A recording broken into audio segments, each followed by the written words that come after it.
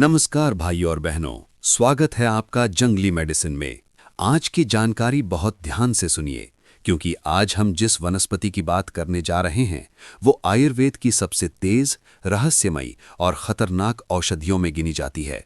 ये वही पौधा है जिसे लोग डर की नज़र से देखते हैं, जिसे जहर कहा जाता है और जिसके नाम से ही कई लोग पीछे हट जाते हैं। लेकिन आयुर्वेद कहता है, जो जितना विषैला होता है, सही विधि से उतना ही औषधीय भी बन सकता है। आज हम बात कर रहे हैं धतूरा की, जिसे आधुनिक वनस्पति विज्ञान में डाटूरा मेटल के नाम से जाना जाता है। शुरुआत में ही एक बात बिल्कुल साफ कर लेते हैं, धतूरा कोई साधारण जड़ी बूटी नहीं है। ये उपविश्व वर्ग की वनस्पति है।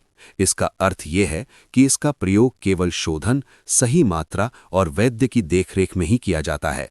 बिना ज्ञान के किया गया प्रयोग जीवन के लिए खतरा बन सकता है।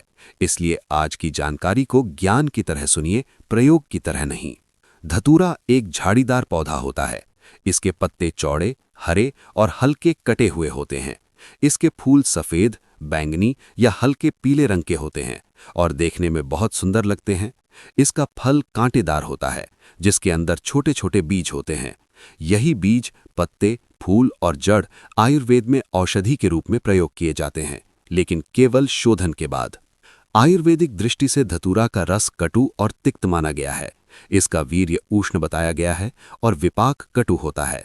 गुणों में यह तीक्ष्ण, सूक्ष्म और व्यावाही है, यानी ये शरीर में बहुत तेजी से फैलने वाला प्रभाव रखता है।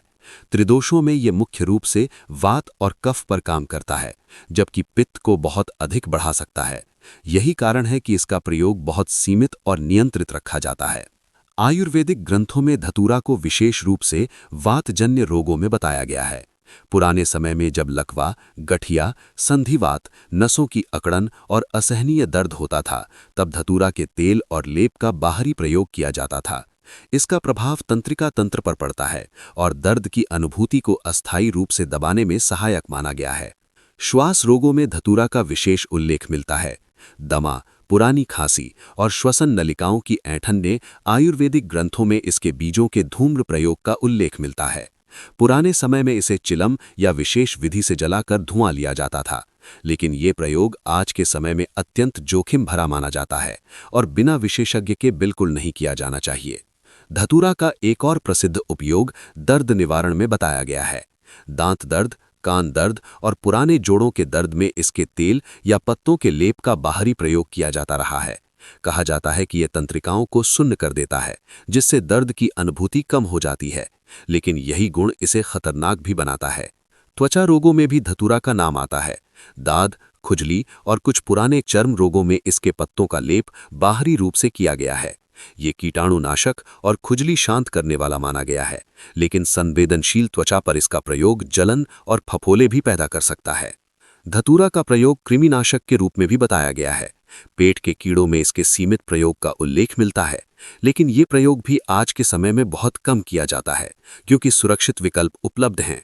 अब बात करते हैं धतूरा के सबसे विवादित और खतरनाक पहलू की, इसके नुकसान। धतूरा में ऐसे एल्कलॉइड पाए जाते हैं जो मानसिक भ्रम, बेहोशी, अत्यधिक उत्तेजना, पागलपन जैसे लक्षण और यहाँ तक कि मृत्यु भी उत्पन्न कर सकते हैं। अधिक मात्रा में लेने से व्यक्ति को भ्रम होने लगता है, आंखों की पुतलियां फैल जाती हैं, मुंह सूख जाता है, हृदय गति बढ़ जाती है और व्यक्ति नियंत्रण खो बैठता है। यही कारण है कि इसे नशीला और विषैला पौधा कहा गया है। गर्भवती महिलाएं, बच्चे, बुजुर्ग और हृदय रोगी, इन सभी के लिए धतूरा अत्यंत खतरनाक है। बिना शोधन किया गया धतूरा सीधे जहर के समान माना जाता है। आयुर्वेद में धतूरा का प्रयोग तभी किया जाता है जब उसका शोधन किया गया हो। शोधन में इसके बीजों को गौमूत्र, दूध या अन्य द्रव्यों में विशेष विधि से संस्कारित किया जाता है, ताकि उसका विषाक्त प्रभाव कम हो जाए। ये प्रक्रिया केवल प्रशिक्षित वैद्य ही करते हैं। आधुनिक चिकित्सा भी धतूरा को एक टॉक्सिक प्लांट मानती है।